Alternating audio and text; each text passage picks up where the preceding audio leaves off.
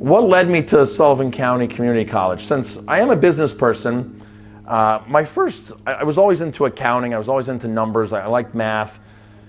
And the more I looked at going to the Culinary Institute of America or Johnson & Wales or all these other colleges, I looked at what tuition was at other places, and I looked at what jobs pay. And it wasn't that hard to figure out that my return on investment here was much, much, much, much better than anywhere else. So spending, I think at the time in 1993, I spent $7,000 for both years for a degree, as opposed to going to the Culinary Institute for about $50,000 or even more. So I was like, that's a no-brainer.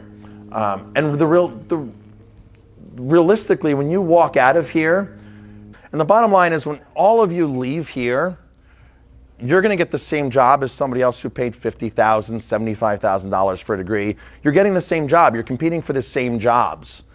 And what makes the difference is your effort on getting those jobs and retaining those jobs and what you put into it, and what you put into here at school. For me, school here was an amazing experience because we had a lot of different activities that we could do for food shows. There were different clubs, baking clubs, and I just grabbed right onto those and I jumped right in. And I realized very early in my career, the more effort that I put in, the more that I got out. And once I figured that out, I was like, wow, this is really cool. So am I an overachiever? I'd like to think of myself as an overachiever. I remember one time, I must have been in 3rd or 4th grade, and the teacher says to us, I want you to collect some mushrooms this weekend. It was Friday, it's supposed to rain. I want you to collect some mushrooms this weekend. We'll talk about different mushrooms. It wasn't a culinary thing, it was just about a biology outside. I was in 4th grade. So on Monday morning, I came in with a sack of mushrooms, right? Because it rained. Everybody else came in with like 1 or 2 mushrooms. So it didn't cost me anything more to get a sack of mushrooms, but the teacher looked at me and the teacher knew I was serious.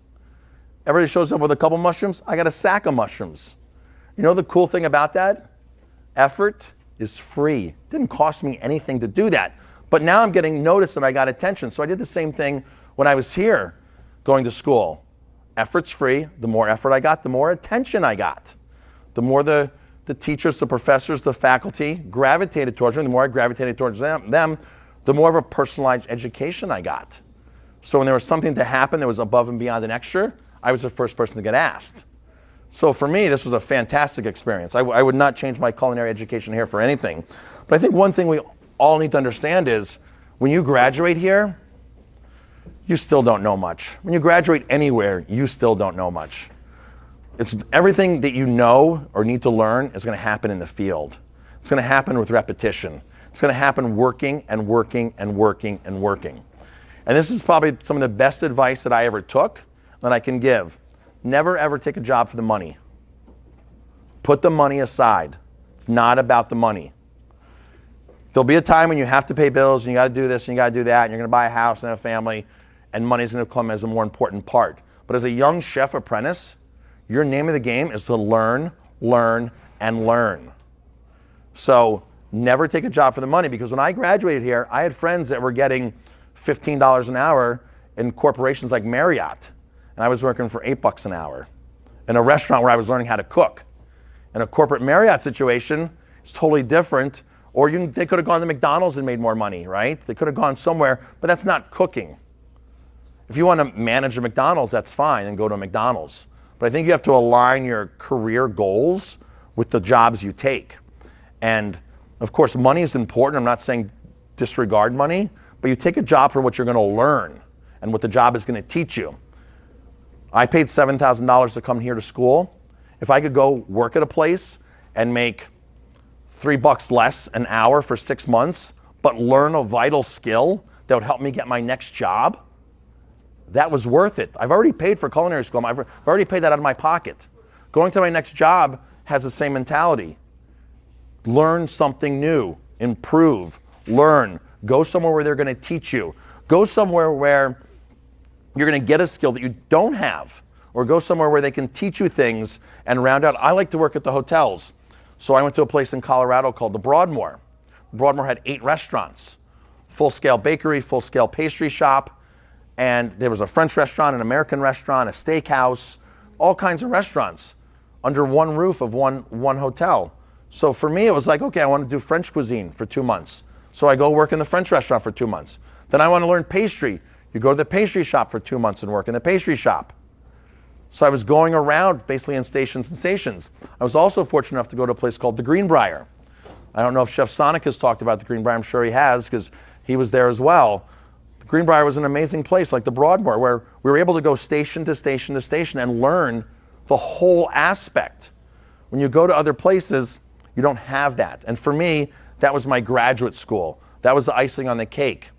In fact, I even went somewhere once and worked for free for 6 months. Didn't ask them for money. Didn't want money. I wanted to put it on my resume where I was working. I went to work for, anybody heard of Gordon Ramsay? I worked under the chef who trained Gordon Ramsay.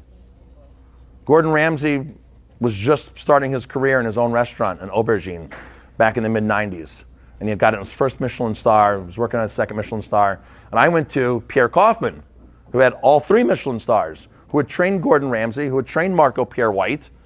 And this is one of the top 25 restaurants in the world at the point. It was one of the top 23 Michelin 3-star rated restaurants.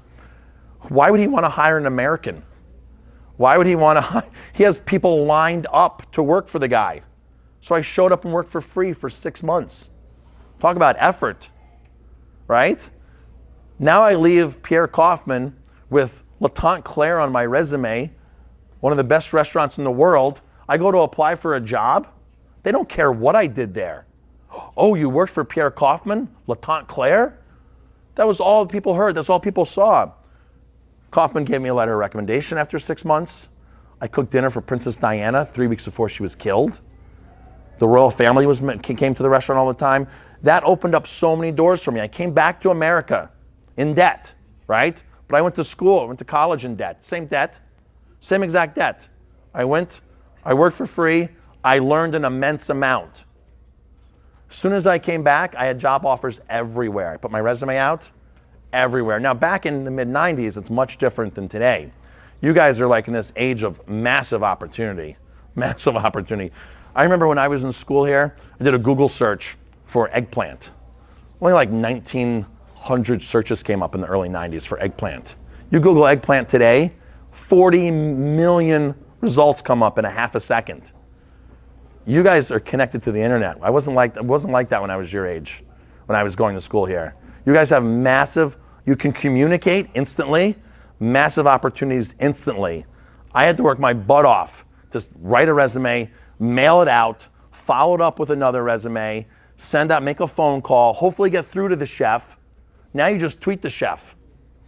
You Facebook them, you leave a comment, you do something to get known. You start a YouTube channel about your cooking passion and your career and where you want to go. And my resume was a piece of paper. Your resume is the internet. It's awesome. Amazing opportunities now. And that's how I promote my business. I use all those tools that come with modern technology.